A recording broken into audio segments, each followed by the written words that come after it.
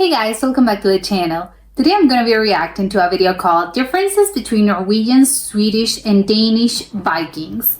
So I don't really know much about Vikings, I have to say. I know that they're like instantly, I think recognizable. They had like, the men had like long hair and like beards and braids, and I think the ships and the boats looked like a dragon. I don't know, they had like a very particular shape.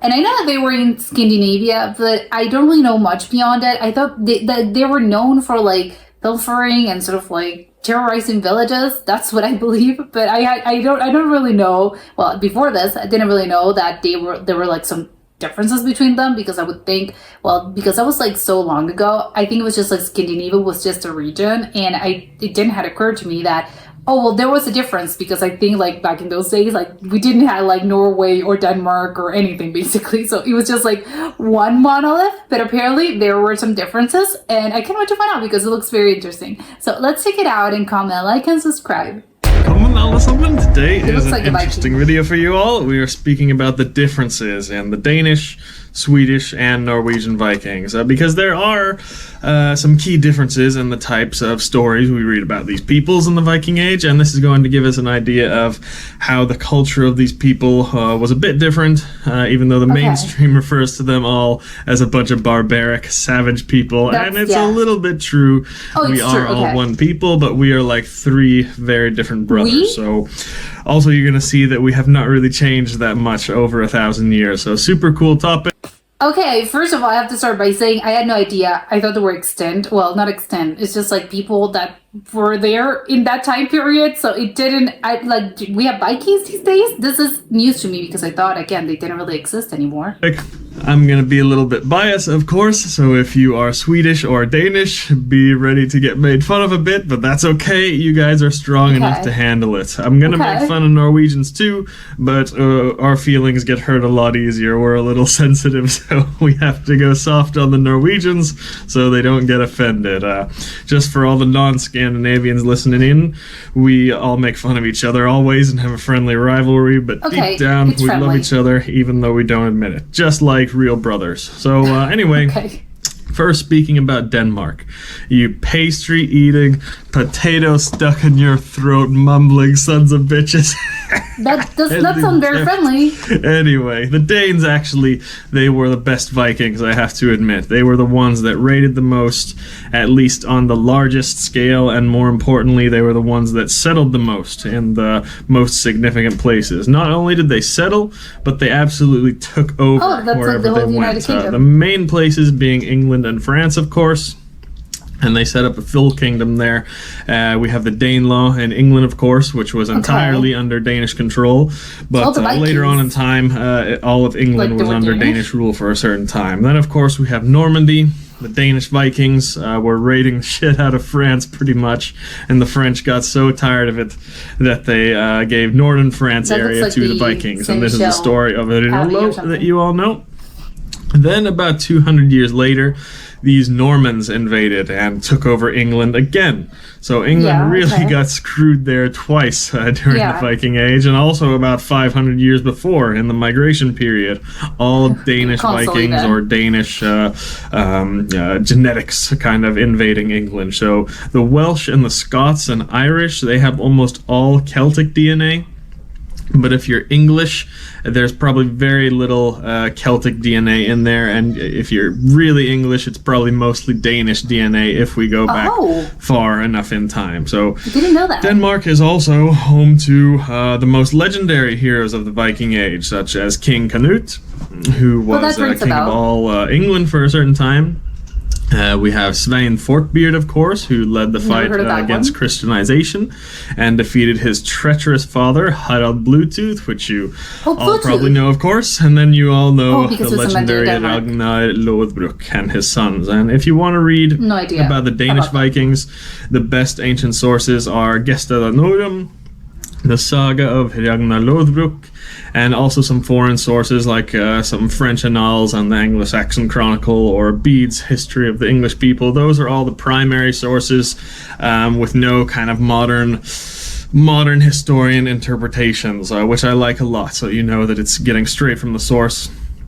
So yeah, biggest legends from That's funny. Obviously, I get what he means, but it's funny that it's a bit of like that saying that goes like history is written by those that like survive to tell the story. So it's like, wow, how unbiased is that actually? Because obviously the ones that survived are going to be like, probably it's going to be a very flattering, like view about the people that actually survived enough to actually like write down what happened. From the Viking Age, almost all of them were Danes, and this was all happening, by the way, at the same time Denmark was trying to defend itself from heavy attack from the Christian Roman Empire, from emperors such as Charlemagne a little bit, but more so later on in the Viking Age, Otto the First and Second of Germany. They also had to defend themselves from the damn Norwegians who didn't give a shit. They just raided everybody. So the Danish... I'm wondering if it's because like Denmark is sort of like closest to like mainland Europe, so obviously it makes sense that the Roman Empire and obviously like all the groups and tribes that were in mainland Europe is like, what's the closest thing you can find? It's Denmark, so that's why like, it's like the first line of attack. So it's the first that I'm going to encounter. So obviously I'm going to be fighting them because I'm right here. Danish people by far had the hardest job of all Scandinavians, and they left the biggest mark on the world. So Denmark really has the most impressive accomplishments by far. But this also led Denmark to Christianizing and integrating with the rest of the world a lot sooner than the rest of Scandinavia, because Denmark settled in places like England and France in large numbers, and the people there integrated very quickly within 1 or 2 generations. And although the Danish genetics spread like wildfire there, a ton of people still to this day have Danish genetics in northern France and England area, of course. But the religion and culture of the Danes faded pretty quickly in these places where they settled, and there's relatively little trace of Scandinavian influence there. Compare that to places where Norwegians, for example, settled.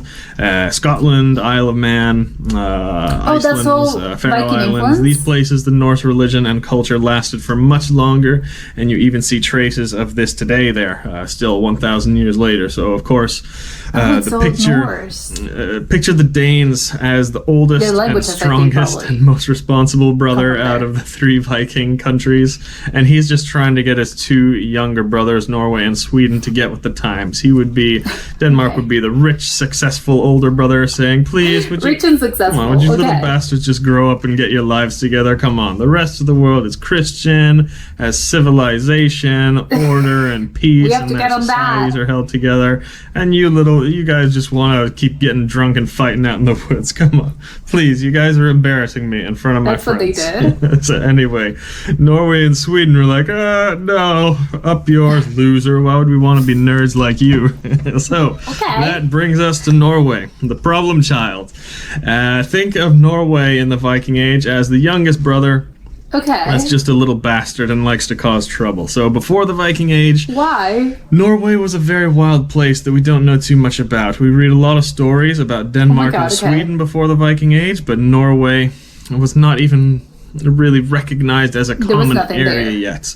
They knew the landmass was Norway, but it was not really unified under anything, really. It was many, many small tribes and kingdoms all fighting each other.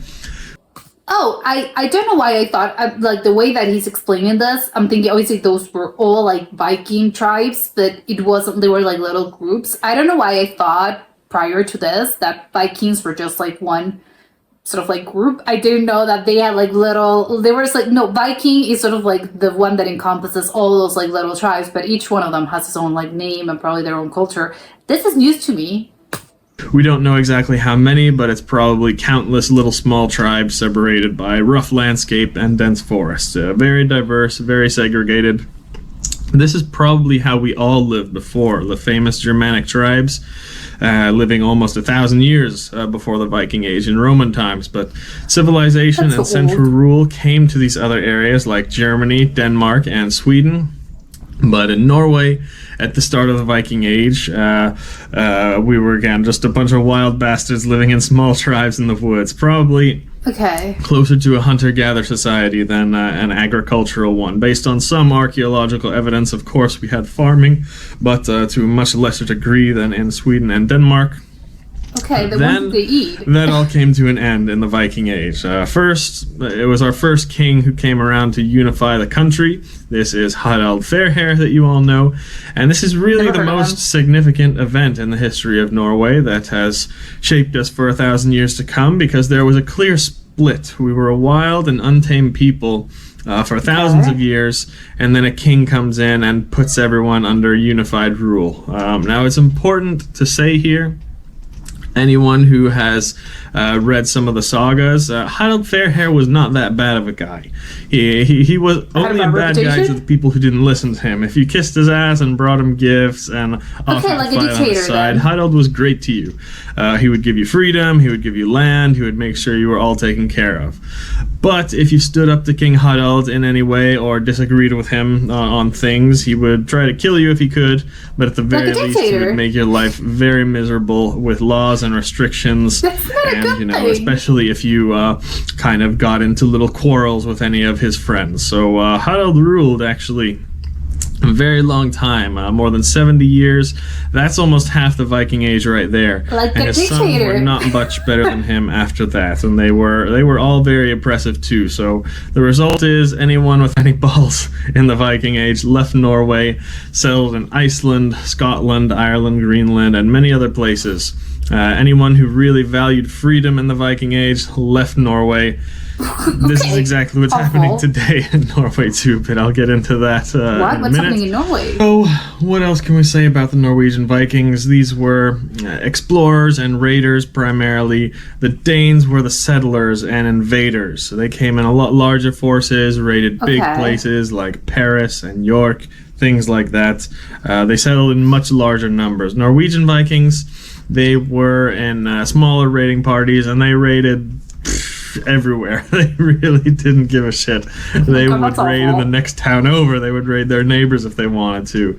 And these raids by Norwegians and Icelanders, you're not going to read about in most of the mainstream history books and chronicles like you would about the larger Danish raids.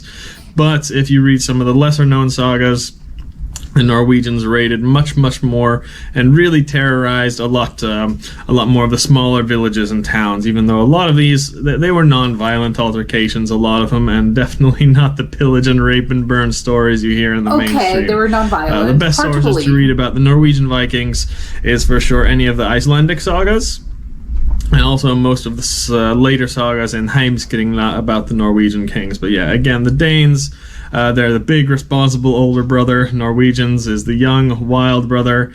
The reasons for these raids are very complicated, and they're due for many different reasons that I will go into in another video. And the Scandinavians raided long before the Viking Age.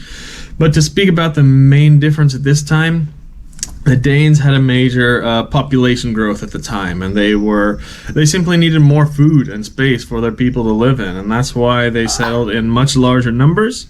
And also they were settling in areas that were under constant attack from the natives there. So they needed to settle in larger numbers in Normandy, in England, for security pretty much. Norway, they didn't have as big of a population and resource problem, but a freedom problem, like I mentioned earlier. That's the reason that they left the country in smaller bands, and they settled mostly in uninhabited areas where they could be free. Then we get to the second most significant event in Norwegian history. The worst bastard of a king we ever had in the north, Olav Tryggvason.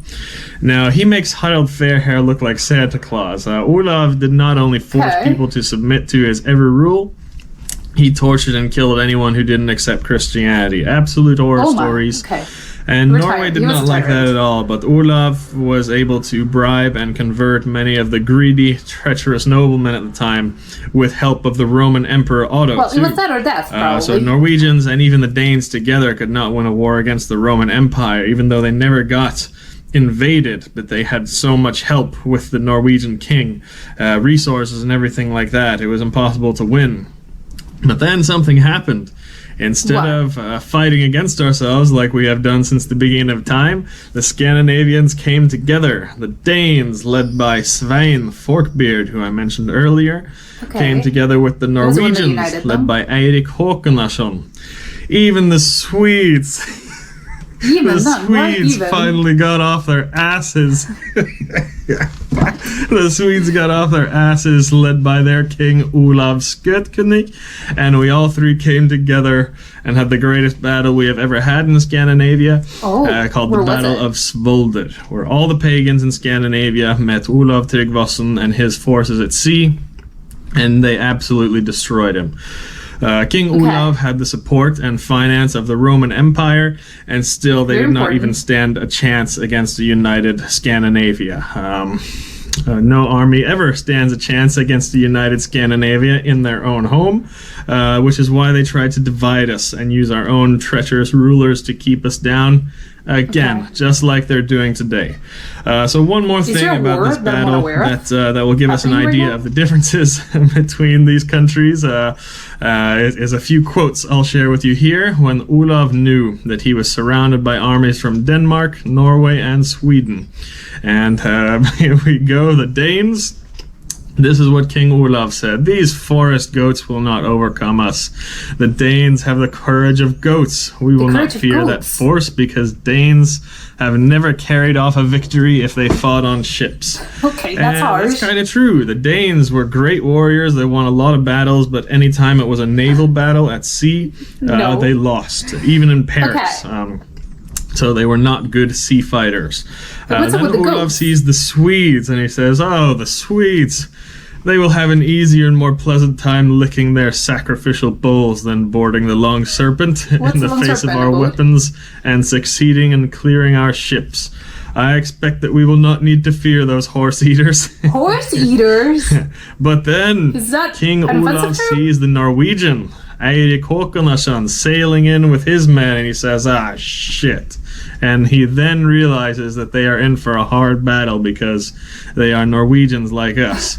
So here we go, King Olav, Okay. vastly outnumbered, yelling salts at the in the Danes and Swedes and not threatened at all. But when he sees the Norwegian, he tells his men, "No, forget about the Swedes, get the Norwegians. Don't worry about the Danes, get the Norwegians." So there you have it. The Danish were the oldest brother and most mature and adapted to the new world. The Norwegians were the youngest brother that was the wild child and everyone was really scared of. And the Swedes, they were the middle child that just liked to sit on their asses and party. Is that the and nature of find middle their spirituality. children? Just like a bunch of hippies, just like Swedish people today. Oh, they're hippies these days. I'm That's- bullying Swedish people too much, Okay, but I'm they kidding. they have their reputation. I'm going to tell you why, though, this was a great thing. And really, the Swedes are, in fact, the most important out of all of us. And Oh. it's because they played the most valuable role in the preservation of our religion and culture. So the Swedes That's what in the you need Viking Age, scholars. we don't find much information about their deeds in the sources. We have dozens of sagas, really thousands of pages that document the actions of Norwegian and Danish Vikings, but not a whole lot about the Swedes. Of course, Okay. the Swedes did things. They weren't just sitting on their asses for 200 years. It's just that we don't have a lot of written sources. I think it's crazy that apparently like the Viking Age only lasted for like apparently like 200 years because that's just like a small window. Like it's such a small time frame. And the Vikings are like something like even apparently like they're not extinct. And again, like their influence and it's like they're known all over the world. So it's crazy that they only lasted like 200 years. That's like what? It can be like 3 generations easily. That's like such a short amount of time. In the Viking Age about what the Swedes did. However, before the Viking Age, Sweden was the top. Sweden was the top dog, really. Pretty much every major battle, event, hero, legend, it was in Sweden. There were some in Denmark, but mostly taking place in Sweden or with Swedish heroes.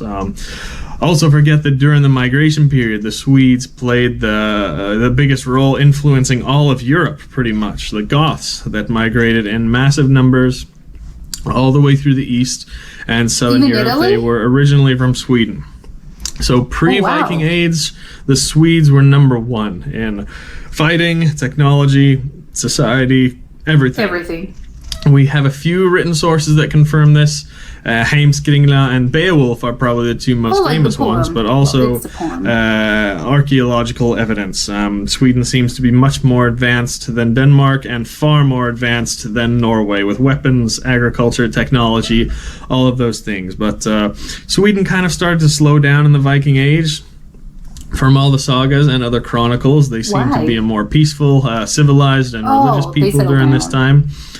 And also, they didn't really settle or explore in a lot of places like the Danes or Norwegians did. Of course, Swedish people explored and settled. We know that they went east and to Eastern Europe and settled. We just don't have many records of it. So yes, they seem to be largely peaceful people. With more focus on spirituality than anything else. As I mentioned earlier, King Olav has said this as well, and a couple of other sources, such as Adam of Bremen with his description of Uppsala, and also Ibn Fadlan writing about the Rus Vikings, who were in the east, who we think were Swedish. So the Swedes were definitely the ones who kept the strongest tradition of pagan worship and practice, much more than the Norwegians and Danes. The Norwegians and Danes kind of let their native spirituality go, but Sweden definitely kept that tradition going strong. That's nice. Also, in archaeology, we find clues about this. Most of these little statuettes and rune stones and graves that we're able to learn a lot from, they're found in Sweden. Oh. Also, we find lots of evidence of travel and trade with the East in Sweden, such as this Buddha statue and the Relinga statuette, which was probably inspired by Eastern spirituality. Okay, that's so crazy. It's very possible that the Swedes traveled to the East and brought some of this more Eastern type of spirituality home with them and kind of calmed down from all the fighting and raiding. But also, the fact that Sweden remained pagan quite a lot longer than Denmark and Norway. Even then, there is a lot of evidence that paganism continued a lot longer unofficially in Sweden than anywhere else. And this is the reason why I'm so happy the Swedes were like this in the Viking Age, because most of the existing sources and evidence that we have about pagan, like actual pagan practice, comes from Sweden. The myths and things like that come from Iceland, but everything we know about the actual practice of Sweden comes, practice of paganism comes from Sweden. That's and their thanks religion. to this, we have records of how we can practice accurately today. So from archaeological finds, burials, rune stones, written sources like Adam of Bremen and Ibn Fadlan, law codes, folk tales, these are all mostly from Sweden. And really also very important that we forget is the grimoires or svarteböcker as they're called. Witches? These books document different magic practices and folk traditions. We find them starting in the 1500s, but most of these practices are much older and can be dated back to pagan times. So for us, the practice and religion of the Vikings, we honestly owe about 90% of our thanks to Sweden. The Danes and Norwegians were too busy fighting and settling to make a good documentation of their religious practice, but Swedes they had much more spiritual, and we find traces of this evidence today that we can use to reconstruct our religion. So my final thoughts on all of this: Denmark was the oldest, most responsible brother. He was rich, successful, loved, and integrated in society and the modern norms for the time. And this older brother tried to get their younger brothers to organize, grow up, and get with the times.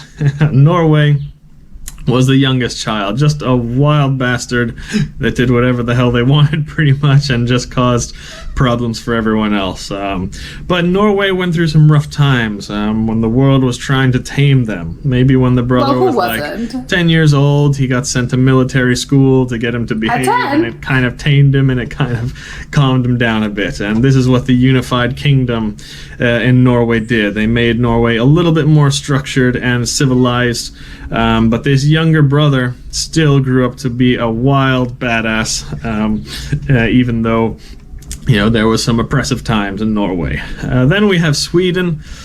Sweden was the middle child. This was the brother that was really the best out of all three when he was younger. He was best in class, best in sports. Everybody loved him and work, and he had the most friends, everything else.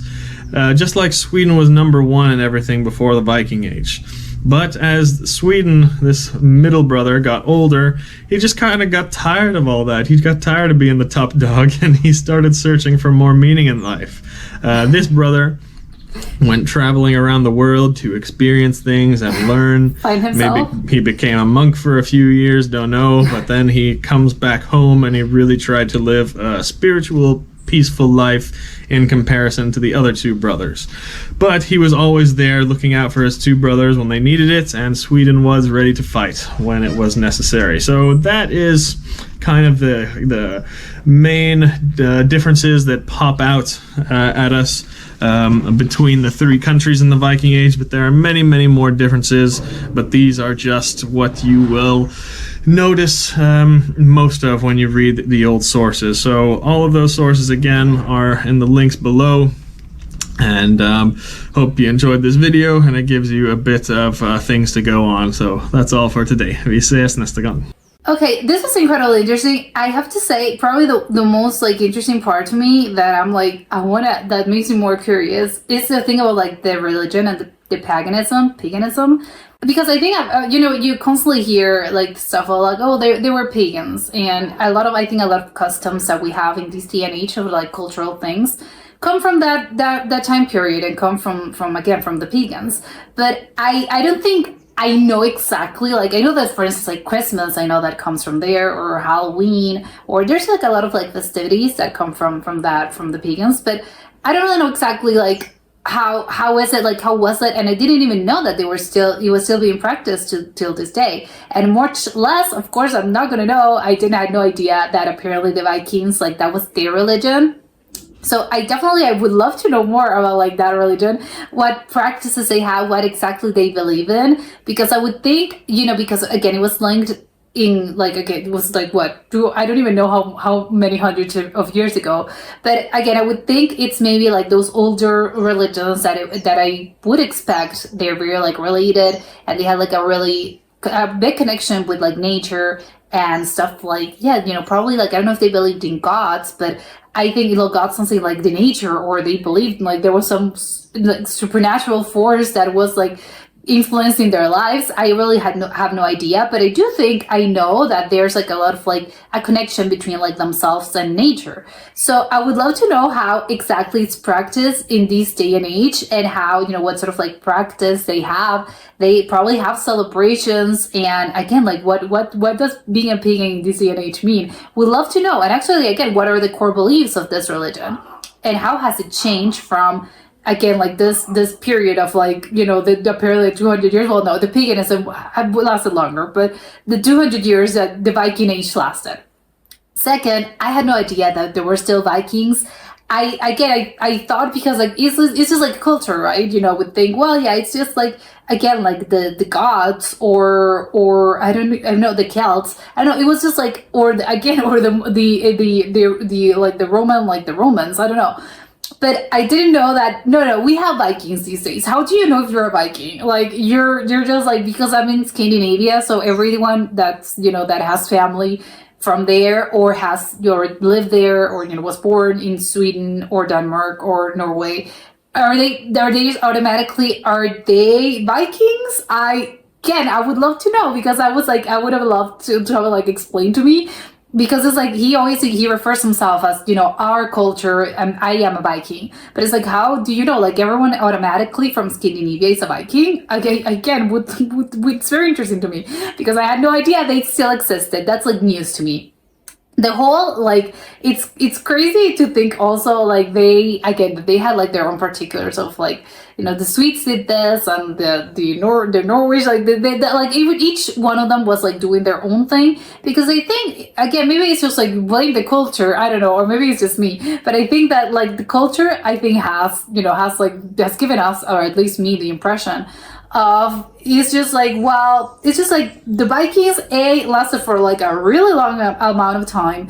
They were all barbarians, and they were just like one thing, and they were all like raping and killing and, I don't know, stealing. But apparently it wasn't like that. Of course it was like, there were differences between them, and even beforehand they fought each other. So it is like, how come we got to like from there to like what you would think, like what if I tell you what a Viking is, like what would you say? it's crazy. Like they were like, no, they was like, so it was a very rich culture, and each one of them has like had their own thing. They all had like their own particularities, and they all had their behaviors were different as well. Like he explained it. So it is kind of like, how come we in this day and age, we don't really have that? We think like there was just like one group of people and they were all like the same. But again, maybe that's just like, it's me and I'm ignorant, and it wasn't like people in the street, you'll ask them, they'll tell you no. Each of them were different. I think it's also very interesting to me that they were like, well, some of them were sort of like conquerors. The other like the Swedish were like the ones that were very spiritual, and they wanted to like preserve their culture and their religion, which I think it's like he said is probably the most important part, because otherwise, if you don't have any like written aspects of how they came to be, or historical records, or again like how someone that just like writes down for posterity like what is it that this culture does, it gets lost in time. And I think it's obviously that's why he said like it's the most important role. It's because yes, I mean you may think all the fighting and all the conquering, like that's what actually makes a culture like resist and persist in time, and that's what it makes it long lasting. But I think that not necessarily. I mean, yes, of course, influence does play like a pretty big part of it, of this whole like, yes, what makes a culture go on throughout like centuries. But the fact that obviously you need to have it, you need to have like written records, and you need to have like the elements that make up the culture, because otherwise it gets lost. And if it gets lost, then obviously no one's gonna know. So it is kind of like, I do agree that it's kind of like the most important aspect of it all is someone that actually keeps record of these things. It's not just like who keeps conquering the most, or who has the more like amount of land, or who kills more. It's like, no, it's actually about like who actually writes down the things that in 500, 1,000 years from now on, people are gonna know, oh, this is what our culture means, and this is what we used to do, and this is what we believe in. So it's good that the Swedes had like they were thinking of this, and they were like, yes, we have to write this down, which I think is very smart. Especially again, it's like 1,000 years ago, like people had like the foresight of like, we have to do this. And I do have to say, I don't really know, because I know that the Vikings actually got to like the continent, the American continent at some point. I would love to know, like, were those the Danish people? They were Danish Vikings, because I know that at some point they were like the first that came to the American continent.